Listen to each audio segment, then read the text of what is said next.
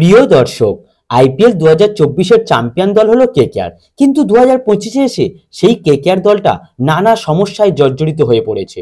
প্লেয়ারদের অফ ফর্মের থেকে শুরু করে একটার পর একটা প্লেয়ারের চোট কেকেআরকে অনেকটা ব্যাকফুটে ঠেলে দিয়েছে। আর এই সব সমস্যার থেকেও আরও একটা বড় সমস্যা হলো ক্যাপ্টেন নির্বাচন ঘিরে। কাকে ক্যাপ্টেন করা হবে এই মরশুমে সেই নিয়ে নানা জনের নানা মত। তো আজকের ভিডিওতে আমরা কথা বলবো কেকেআর কাকে ক্যাপ্টেন্সি দায়িত্ব দিতে চলেছে সেই নিয়ে। তো তার আগে তোমরা যদি কেকেআরকে মন থেকে ভালোবেসে থাকো তাহলে অবশ্যই কমেন্টে আমি কেকেআর বলে কমেন্ট করে দিও। তো চলুন বেশি না কথা বলে মূল টপিকে যাওয়া যাক। তো আমরা কথা বলছিলাম কেকেআর এর ক্যাপ্টেন্সি নিয়ে। তো এই মুহূর্তে কেকেআর এর ক্যাপ্টেন্সির দৌড়ে তিনজন এগিয়ে রয়েছে।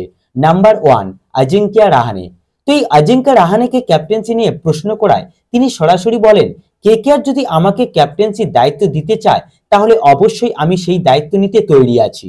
আর আগেও আমি কেকেআর এর হয়ে খেলেছি, তাই কেকেআর এর বেশিরভাগ প্লেয়ারকেই আমি চিনি এবং তাদের সঙ্গে আমার সুসম্পর্কও রয়েছে।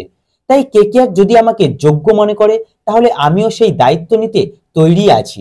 তো এমনটাই কিন্তু জানিয়েছে রাহানে। তো এবার রাহানে সৈয়দ মুস্তাক আলীতে ফর্মে থাকলেও রিসেন্ট ঘরোয়া টুর্নামেন্টে একদমই কিন্তু ফর্মের ধারে কাছে নেই। আর সেটাই কিন্তু ভাবাতে পারে কেকেআর ম্যানেজমেন্টকে। নাম্বার 2 ভেঙ্কটেশ আয়ার। তো ভেঙ্কটেশ আয়ার ক্যাপ্টেন্সির দৌড়ে অনেকটাই এগিয়ে ছিল যখন কেকেআর তাকে নিলাম থেকে 23 কোটি টাকা দিয়ে তুলে নিয়েছিল।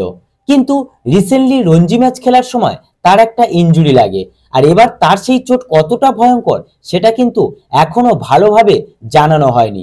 তাই ভেঙ্কটেশ আইপিএল শুরুর আগে নিজেকে কতটা ফিট করে তুলতে পারে সেই নিয়ে একাধিক প্রশ্ন থাকছে। তাই তাকে ক্যাপ্টেন্সির দায়িত্ব দেওয়া হবে, এটা এখন থেকে ভাবা বোকামির কাজ হবে।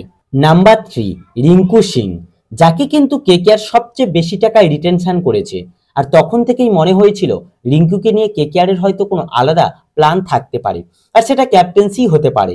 তো এবার এই তিনজনের মধ্যে তোমরা কাকে কেকেআর এর ক্যাপ্টেন্সির দায়িত্বে দেখতে চাও সেটা অবশ্যই কমেন্টে জানিয়ে দিও।